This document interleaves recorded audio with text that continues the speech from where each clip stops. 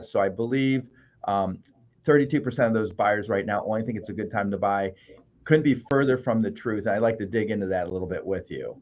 Yeah, and I have some realtor friends, and actually was at lunch with one of them just a couple days ago, and he told me, he said, I have people that they go in looking for a house, but they don't know anything about credit. They don't, have a job long enough. There's all of these things that go into it. Dominic, Right. would you say outside of 2008 that this is one of the weirdest times in the real estate industry? Well, I mean, it's for me, I've seen a little more because I've been at it for a much longer period Yeah. of time. So I've seen a lot of interruptions throughout the course of time. To mention a few was, in the 80s, we had 23, 18, 16% interest rates. Wow. So that was a different time. And then, of course, we had the Gulf War. When that happened, that created consumer confidence issues. Everything kind of shut down for a while. The other thing I remember is 911. When that happened, that pretty much interrupted everything for quite a while. And then in the crash of 2008 to 2013, so those 5 years, it was the worst that I remember. It was probably like the biggest depression in real estate. And then even when the rates were high, it was easier than in '08 to 13. And then the next interruption came when COVID first hit the scene in, I think it was March of 2020, when they shut everything down. So overall, again, if I feel insecure about what's really going on, like to give you an example, there's a couple things that I think are misconceptions. And as a leader and a local expert and the heart of a teacher, to try to explain to the clients that are out there that are not sure what to do, and this would be buyers and sellers. There's different scopes of it, but for a buyer, what's happening is the rumors are the rates are on the rise, which is true. The other thing is there's a lack of inventory, which means there's less choices for the buyer. And then the third thing would be, consumer confidence. Like I hear these prices are going up so fast, I don't even think it's affordable to buy a home anymore. So maybe I should just wait and see if the houses crash, prices come down. Maybe then I would do a potential buy at that time. So that's the perception, okay? But the reality is there's less inventory. So the prices still are a little bit higher. I don't anticipate the appreciation factor being as high in 2022 as it was in 2021. However, it's not unaffordable because the rates are still historically low. The rates are actually 3.2%, which is like $4.25 for every $1,000 you buy.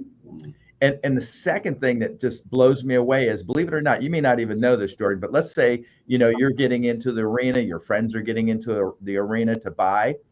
And, so you got to get educated, right? So, a lot of people say, well, geez, I got to save for more down payment because, I want to lower my payments. And an interesting thing is, so let's say if you want to wait, I don't know, 6 more months, try to save another several, $2, 3, 4, $5,000. We'll say 5,000. And let's say if you put 5,000 down on your mortgage, so you're delaying buying today because you're looking to save more money, to lower your payments, and just to kind of wait and see what the market's doing, right? Well, if the market continues to gradually go up in value, right? So in 6 months, the prices are a little higher. And let's say in 6 months, the interest rates are a little higher. So it's going to cost you more in the near future than it is today, even though perceptually it seems like it is. So for example, if you have $5,000 you're saving extra, how much will that lower your payment? So it's $4 per thousand. So 5 times 4 is 20. So if I save 5 extra thousand, it lowers my payments $20. Wow. So divide 20 by 31 days in a month. And you'll see, if you're educated and an informed decision maker, I promise you, you'll be thanking me. So that's why I think it's important for your listeners to dial into this. And if they ever want to know more, just go to dominicfonte.com or call me. I've been doing this a long time, and I know people say, oh, you're so busy. How do you do this?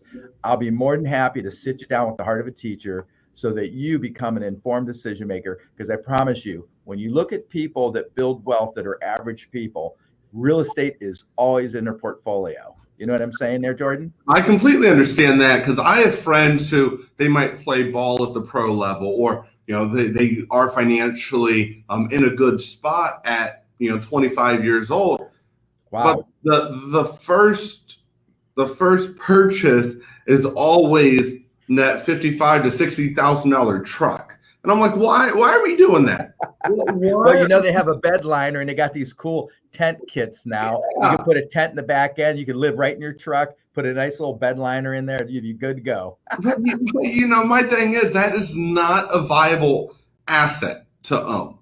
Go out, purchase real estate. I don't care if it's a $25,000 home that's a fixer upper.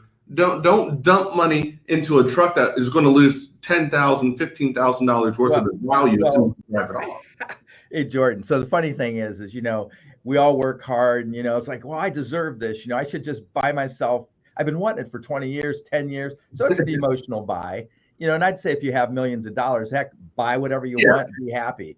But in reality, when you think about the economy, the uncertainty of different things that are happening, you know, so in general, when you think about life, you think about job security, you look at the economy, you look at inflation, you look at the cost of living.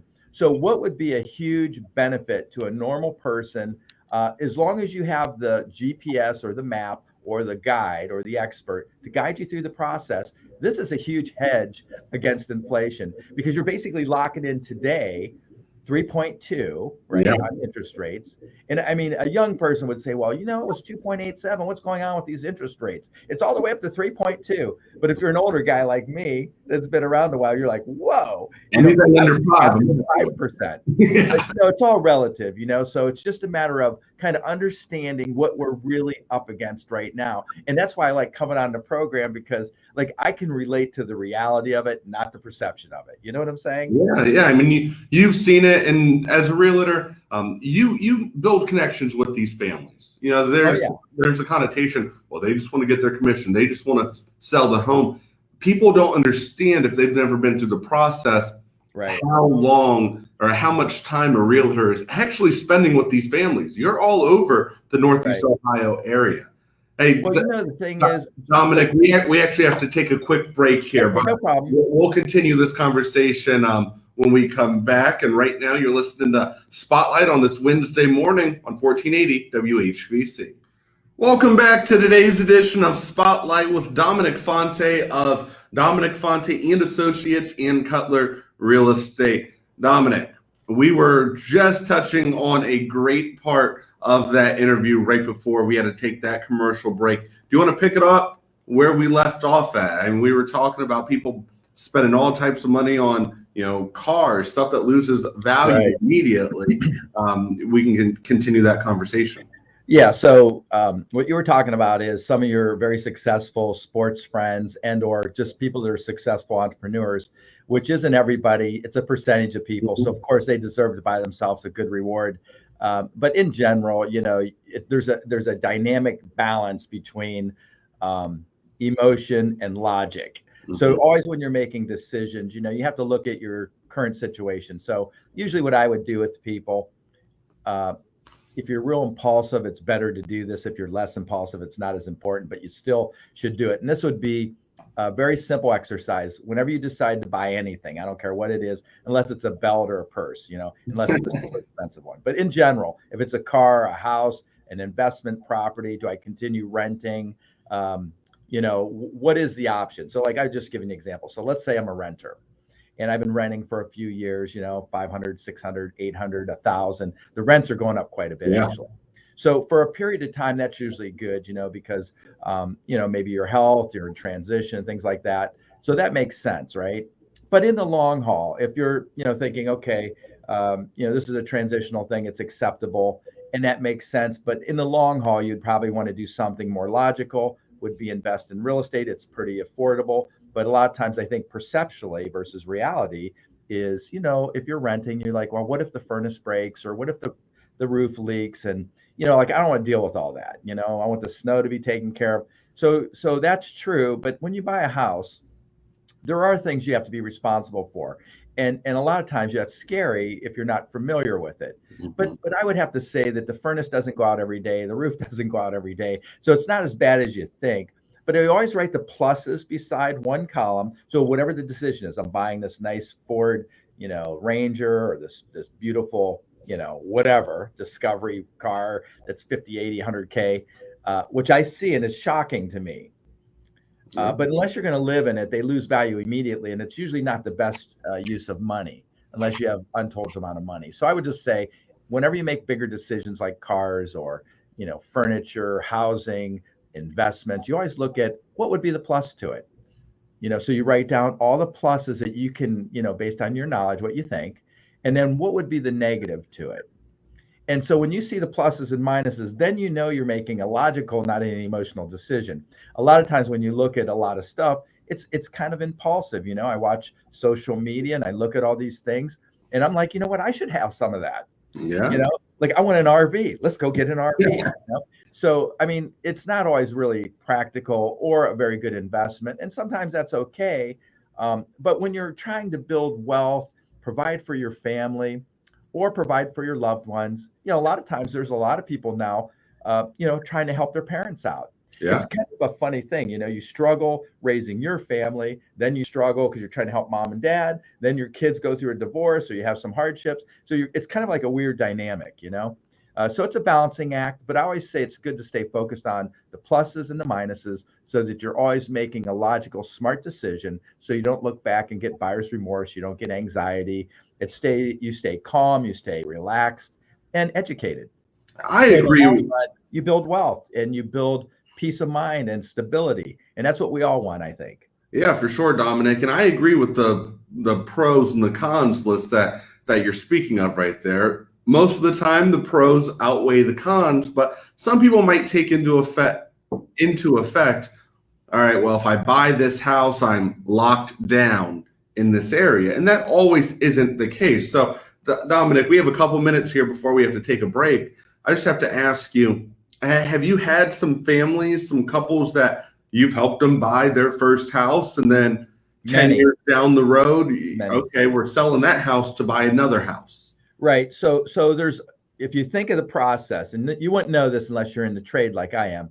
So a lot of times you think, okay, my first time house, I'm so excited. And then some are like, okay, I'm going through a divorce. I got to sell and I got to move out. I lost my job. I can't afford to pay for my house. So there's all kinds of reasons people buy and sell. So it could be grandpa, moving to a smaller home, maybe in Florida, moving back to Ohio, closer to family and relatives and grandkids. So there's all kinds of reasons people do it. But right now, 50% of the first-time buyers are what's called millennials. So they're between, say 28 and 32 years old. And, so they're a huge part of the buying cycle. The other huge part are the baby boomers like me. I'm a young 62, but I'm just saying in general, you have all these people are like, you know what, maybe I need to think about downsizing and getting to one floor and then maybe even taking a vacation once in a while. Yeah. So I think what happens is, depending on where that client is, and it's, depending on what side of the spectrum you're on, it could be anywhere. So I think in general, the pluses and minuses help you to stay focused because since it's a very expensive thing to do, very emotional thing to do, I find that people do it timely, quickly. They second guess their decision sometimes, and then they have high anxiety. That's not the way to do it, seriously. And even if you buy a car, sometimes that happens. Or if you buy furniture or a new refrigerator, I mean, anything, it could happen with anything. Yeah, I mean, there's always that instant regret because I'm growing up in this day and age of social media. So I know, right? Mr. Billy and I, we have this conversation all the time. People are buying, these big elaborate things because they want to keep up with the Joneses. But at the end of the day, okay, you've got this nice vehicle that might get foreclosed, but you don't have money. So don't make financial decisions if you're not there. Well, Jordan, years ago, I learned, so there's a book and I would recommend it. It might seem a little out of date to a young guy like you, but it's the principles are sound. The Millionaire Next Door. Remember that one. It's an easy read. The Millionaire Next Door. The principle is basically this. So a lot of times, perception is reality in our society, but that's not true. Like you might see your buddy, he makes $1 million. He has this fancy car, fancy house, nice clothes, jewelry, whatnot. At the end of the day, he's spending $999 of his million. So he's really a poor person. And then you might be saying, you know what, I'm making 35,000, and I got 10,000 in the bank and I'm doing pretty well. And so I think it's all relative. You live within your means and you try to reward yourself and your family on occasion so you feel good. But in closing for the commercial break, I would just say, I'm excited to finish the next half because we're going to talk about some selling things, some buying things, and I think you'll be an informed decision maker. I'm really looking forward to it, Dominic. We'll be right back on this Wednesday Spotlight with Dominic Fonte and Associates and Cutler Real Estate. We'll be right back after this. Welcome back to this morning's Spotlight on this Wednesday morning. We're joined by real estate expert Dominic Fonte from Dominic Fonte and Associates and Cutler Real Estate. That's a mouthful. That's a mouthful. I understand branding. I understand also, working in the grand scheme of things with Cutler. Dominic, we've been having a great conversation all morning. What would you say is the median age of client that you're working with to try to find that forever home? Everyone thinks their first home is their forever home until they start having kids. Right. So I would just say this, it's all over the place, honestly. I mean, I have people, so I deal with the buying and selling. So if you think about real estate, there's a person that's thinking of buying that really doesn't maybe understand where to start. So that's the first call I get.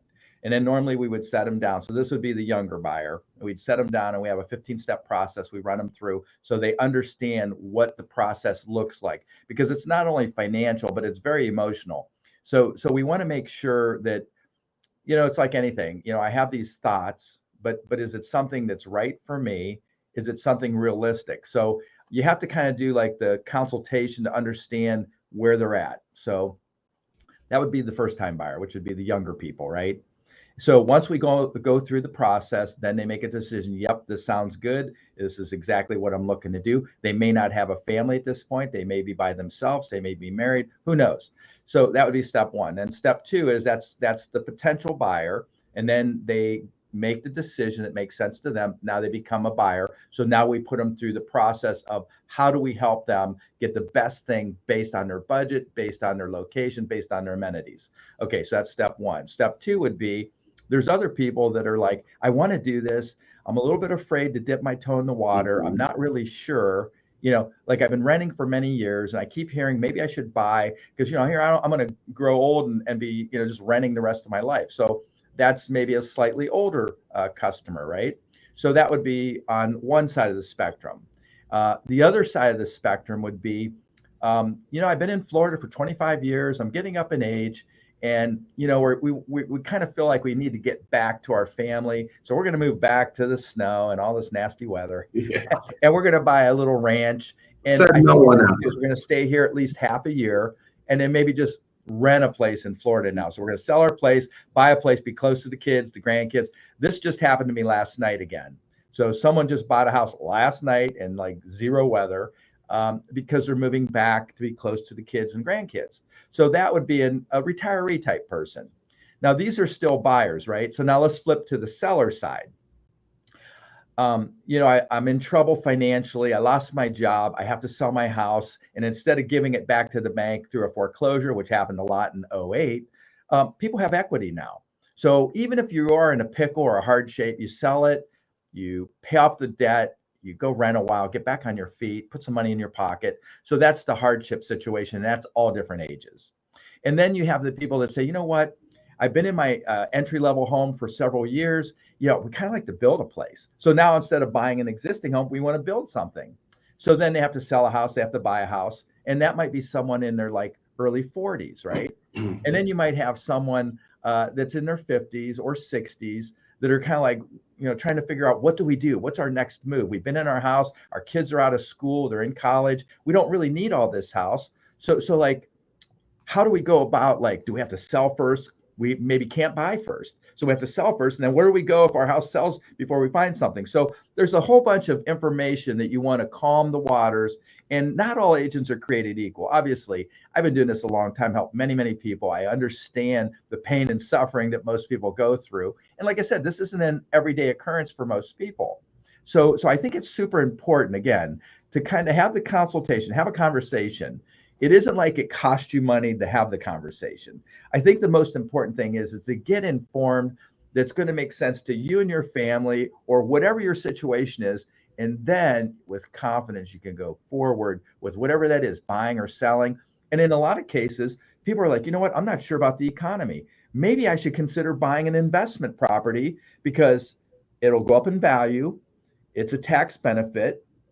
I can pay off the mortgage over time, the landlord or the tenant would, right? And then I have an asset. So I have residual income coming in from the asset. Now, a lot of times, how can I think like that when I'm thinking about, I just want to buy my house? Yeah. So it's just important to know the full spectrum of everything. And I think if you reach out to me, Dominic Fonte at 330-418-1535, that's 418-1535. I'll be more than happy to sit you down. And if you're uncomfortable with sitting down and face to face, like what Jordan and I are doing now, we can do a Zoom call. I can talk to you on the phone. We can conference you in, or we can meet face to face 6 feet apart. Yeah. So whatever would make sense to you and your loved ones. The most important thing is to get educated. Make sure you're dealing with an expert. Find someone that has good reviews, someone that's tried and true.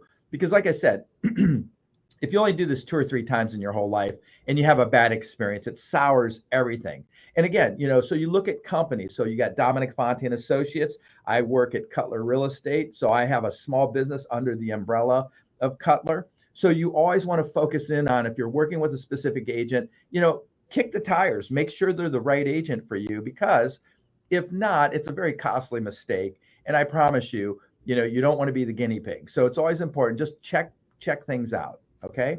Yeah, no, I totally agree. And everyone's situation is different though, Right. because there are some people by, early 20s, they're ready to purchase that home because they've been saving since they were a teenager. They did stuff right with their credit. And I know people that they're not buying their first home until they're 45 right. Or 50. There's no shame about that. There's no shame. Everyone's different. You know what? It's never too late to get in the game. Mm-hmm. But the thing that I see a lot is that, I'm not like right now, it's hard to believe that 32% of the people that are buyers right now that were surveyed think it's a good time. What about the other, 70%? What are they thinking? So that tells me that we have a breakdown in the message. Because like I said in the beginning of the segment, if you have historically low rates, even at 3.2, anybody that's been around a while, that's still historically low rates.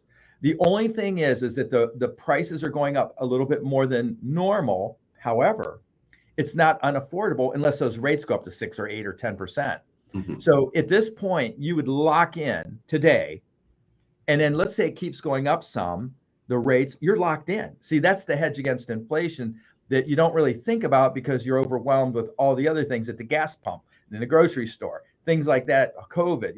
There's a lot of distractions right now to help you fall off the message. So that's why I'm on the radio show today, is because I always come back to the heart of the teacher, being an informed decision maker, and it's based on facts, not fiction. So that's why I said headlines terrify, they don't clarify. So it's super important to make sure that you know exactly what's happening, not on the headlines, but in your backyard. So like if your backyard's Canton, your backyard's in Greene or somewhere else in the state of Ohio, because that's where I tend to work.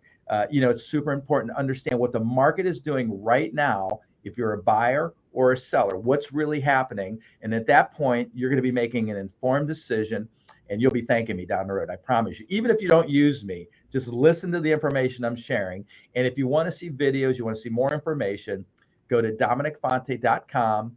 You can learn some stuff there, or go to my Facebook page. I have a real estate one, a community one. There's a lot of videos on YouTube. And I think what will happen is I give 2-3 minute segments of what is really happening, so that the perception will really be the reality to you, and you won't be with the rest of the people with perception. Yeah. Perception is a huge thing. It is. It really is. I rent right now, but I also know that house that I'm in right now, I don't want to be in forever. Within the next year, my goal is to purchase a home. Okay, I have my own time frame, Dom, but that doesn't mean that within a year I'm going to own a home. So Jordan, think of this, Jordan. So like right now, with all what we're talking about, we've done this once before, I think. Mm-hmm. So you're thinking, okay, I kind of need to maybe eventually buy. No, that's the right thing to do, but it's a little scary. I don't know if I have enough money. I'm not sure if I can afford it. So those are the reasons why I have the meeting, the consultation, to help you understand what are the kinds of things we look at, And when I say we, it would be the lender where you're getting your loan. And a lot of people think, well, you know what? I got to save more money because I don't want to pay this PMI or this MIP, which is mafia money, I call it. And it's basically money you have to pay when you don't have 20% skin in the game. But the problem is that when you think of buyers like you, a first-time buyer, usually it's between 6 and 7%. So if you bought $100,000 house, that would be $6,000. So you don't need $20,000. You could buy a house with 3.5% down, and they have grant programs now where you can actually get half that paid from a grant by just understanding the navigation process. And I think that's why it's important when you meet with your agent that they understand what programs will benefit you as someone that's kind of just trying to dip your toe in the lukewarm water. Hey, Dominic, we have to take a break here, but when we come back, I want to talk a little bit about, I do want to talk a little bit about some of the loans, FHA, and everything that we can regarding that, because all of the loans, they're a little bit different as well. So we'll be right back with this Wednesday's edition of Spotlight right here on News Talk 1480 WHBC. Welcome back to this Wednesday Spotlight right here on News Talk 1480 WHBC. Welcome back, Dominic Fonte with Dominic Fonte and Associate. Dominic, the different kind of loans that are out there. I know FHA right. is one of the popular ones for first-time home buyers. Is that what you would recommend to some of your clients? Okay, so there's several choices here. So a lot of times FHA, you think of it as a first-time home buyer program. Well, it's really not. What it is, it's a program that you could buy up to a certain limit, and the limit's high. I can't remember what it is right now, like 475, which is a lot, 475,000. So technically, what FHA is if you're not an investor. So let's say this is your first home or your second home, but you only have one FHA loan, right? You could buy the home with 3.5% down. So just for easy math, $3,500 based on 100, 7,000 based on 200. And this is one where, depending on negotiations, you can have the seller negotiate in to pay all your closing costs with your loan. So technically, with the credit you get from the taxes and other things, you could technically get into the home for like 3% or less, which is shocking. Yeah. And the other thing is, if you're a veteran, a veteran with the DD 214 and eligibility, you could get into a home with zero out of pocket. Okay. That's another way. A conventional loan, when you think of conventional, a lot of times you think, okay, 20% or whatever. And that's what scares a lot of people. But again, you can get into a conventional loan with 5% down. And, there's little variations like how good your credit, what's your debt and income ratio. There's certain things they look at that will affect the rate a little bit. Okay. There's what's called a USDA loan. And so a lot of times people will use this loan in more rural areas. Like if you say you're in a certain area and it has like an acre of ground, and you could buy that with like virtually no money as well. There's also assumable loans, which you don't hear as much about now, but let's just say if the rates go up high, like they did in the 80s, technically, if you have good credit, you could assume that loan for like $500 and assume the balance of the loan and assume the interest rate of the loan. So those aren't popular today because the rates have been so historically low for so long, but that's another tool. And the other one is land contract, lease purchases. So sometimes, like if you're self-employed and you have a little hurdle or something in your credit in the past, sometimes with a little down payment, the owner may be the bank for you and carry the financing, and you make payments to them. And there's other ways of doing it. I would say OFA, that's another thing. So that's like a bonding kind of thing where, like, if let's say you're getting a FHA loan, 3.5% down, and your income's not super duper high, you could actually get this OFA, gift in a way for basically, half the down payment. So you're putting 1.5 or 1% of your own money into the game, and you're getting into the game. And the game is owning real estate. Now, we were talking 30-year loans. So like, am I stuck in my home for 30 years? And when you're a young person, you're like, oh my goodness, I'm going to be 60 years old before this thing's paid for. So at that point, you say, wow, You could sell it, move on, buy something else. You could even turn it into a rental, rent it, have a source of income, and go buy another house. So there's all kinds of things. And I think that's part of it is today, I think the goal would be is just to let people know there's tons of options. All agents aren't created equal. You want to talk to a local expert and explore all the options. And then at that point, make an informed decision that makes sense to you and your family. And you can then build wealth like a lot of the people that are very well off. And it starts with owning real estate. So I don't know how much time we have left in this segment. How much time do we have? We have about 2 minutes. Oh, good. So is there any other questions that you've heard from your listening audience, maybe a text or anything else that anybody has a question on I could answer quickly before we wrap up? I had a family member, they're listening right now, they're enjoying this segment, but they want to know, why is it important to go with someone local, a local agent who knows the area? To me, I like local. I like people who know what they're talking about. And you, Dominic, you and your team know the area that these people are looking into. Well, again, I always go back to perception reality. So the perception is that if you haven't done real estate purchases or sales, and if you had a bad experience or you heard a bad experience, or you're just not sure, because there's a lot of us out there, you want to make sure you pick the right person based on understanding the local market of wherever you are, and having a track record and having reviews and experience. That's going to make your experience better and more seamless.